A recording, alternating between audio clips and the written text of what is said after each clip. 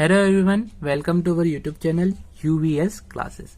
देखिए, आज हम करने वाले हैं सोशल साइंस सामाजिक विज्ञान का जो रिवीजन टेस्ट पेपर है उसके क्वेश्चन आंसर। ऑब्जेक्टिव की वीडियो चैनल पर अपलोड हो चुकी है। अगर आपने नहीं देखी है तो इसके डिस्क्रिप्शन बॉक्स में आपको उसकी लिंक मिल जाएगी, आप वहां से देख सकते हैं। चलिए स्टार्ट करते हैं हमारा क्वेश्चन नंबर 5। क्वेश्चन नंबर हमारा 5 है, भूम जल पाने के स्रोत क्या है? तो इसका सही आंसर होगा, इसे कुओं और ट्यूबवेलों द्वारा धरातल पर लाया जाता है तथा मानवीय उपयोग के लिए कृषि भूमि की सिंचाई, बागवानी, उद्योग आदि के लिए उपयोग किया जाता है। ठीक है, तो ये इसका सही आंसर होगा क्वेश्चन नंबर 5 का।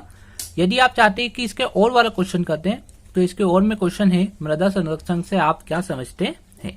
तो इसका सही आंसर होगा, मिट्टी के अपरदन या क्षय को रोकना ही मृदा का संरक्षण है।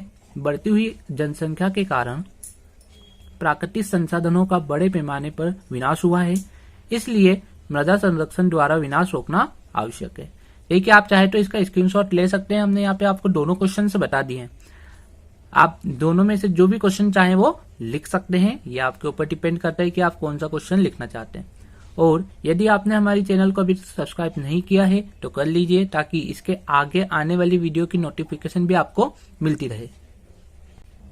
चलिए आगे क्वेश्चन है हमारा क्वेश्चन नंबर 6, जो कि है 1857 की क्रांति के प्रमुख केंद्र कौन कौन से हैं? तो देखिए, सबसे पहला केंद्र था बैरकपुर, मेरठ, दिल्ली, कानपुर, झांसी, ग्वालियर, लखनऊ, जगदीशपुर, बिहार आदि। तो ये हमारे कुछ केंद्र थे। ठीक है, इसके और में जो क्वेश्चन है, 1857 के प्रथम स्वतंत्रता संग्राम के प्रमुख नेताओं के नाम लिखे। तो देखिए, प्रमुख नेता कौन कौन थे? मंगल पांडे, बहादुर शाह जफर सेकंड, रानी लक्ष्मीबाई, तात्या टोपे, नाना साहब, बेगम हजरत महल, कुंवर सिंह, अहमदुल्ला खां, रंगा बापूजी गुप्त और सेनाजी पंडित आदि। ठीक है, आप कोई से भी 5 नाम यहाँ से लिख सकते हैं। क्वेश्चन नंबर 6 जो है उसके ऊपर वाले क्वेश्चन में भी और वाले क्वेश्चन में भी आप इसका भी स्क्रीनशॉट ले सकते हैं। चलिए अब हम चलते हैं हमारे क्वेश्चन नंबर 7 की ओर। देखिए, हमारा क्वेश्चन नंबर 7 क्या है? आर्थिक विकास किसे कहते हैं? तो इसका सही आंसर होगा, विलियम पेटिन ने लिखा है, व्यापार का अंतिम और महान परिणाम धन ही नहीं बल्कि सोना, चांदी और जवाहरात की प्रमुखता है, जो नष्ट नहीं होते हैं। इनको प्रत्येक समय और स्थान में प्रयुक्त किया जा सकता है। तो ये आर्थिक विकास आर्थिक विकास क्या होता है, ये विलियम पेटिन ने इस तरीके से हमें बताया था। इसके और वाला जो आंसर है, प्रति व्यक्ति आय किसे कहते हैं, इसकी गणना का सूत्र भी लिखिए। तो देखिए, इसको हम कर लेते हैं। प्रति व्यक्ति आय, तो प्रति व्यक्ति आय क्या होती है? देखिए, एक देश की किसी वर्ष विशेष में औसत आय को ही प्रति व्यक्ति आय कहते हैं। इसे ज्ञात करने के लिए किसी एक वर्ष की राष्ट्रीय आय में वर्ष की जनसंख्या से भाग दे दिया जाता है। तो इसका जो फॉर्मूला होगा वो होगा 2011 की प्रति व्यक्ति आय इक्वल्स टू 2011 की राष्ट्रीय आय अपॉन 2011 की जनसंख्या। तो ये इसका सही आंसर होगा। अब हम चलते हैं हमारे क्वेश्चन नंबर 8 की तरफ।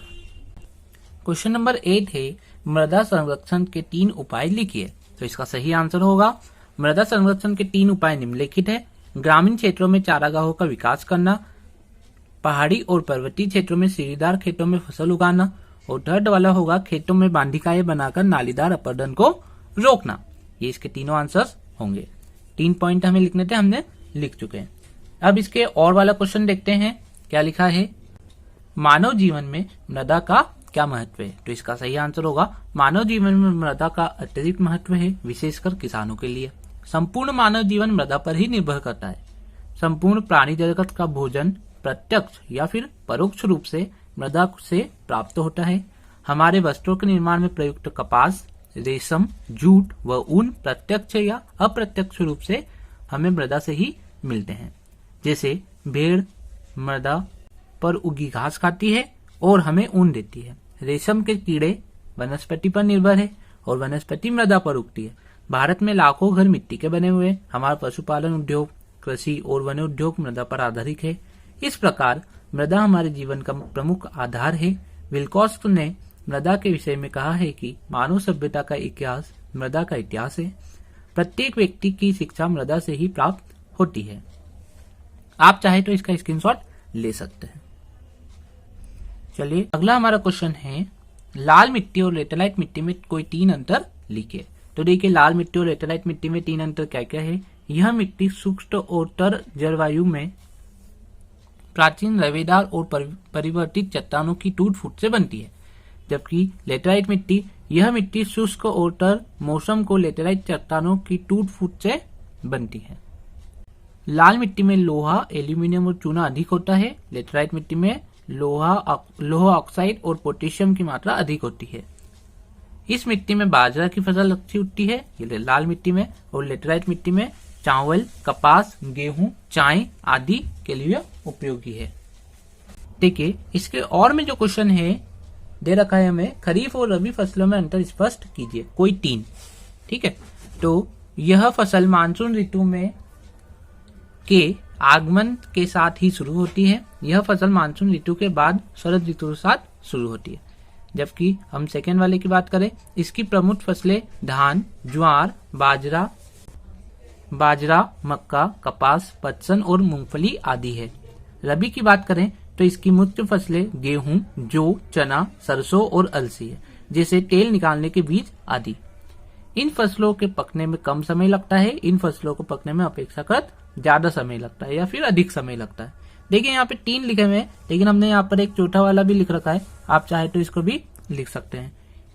इन फसलों का प्रति हेक्टेयर उत्पादन कम होता है, इन फसलों का प्रति हेक्टेयर उत्पादन अधिक होता है। देखिए इसके बाद की जो वीडियो है क्वेश्चन नंबर 10 से, ये आपको नेक्स्ट वीडियो में इसके आंसर से मिलेंगे। तो आप हमारे चैनल को सब्सक्राइब कर लिया अगर आपने नहीं किया है, और अगर कर रखा है तो बहुत अच्छी बात है। Thanks for watching.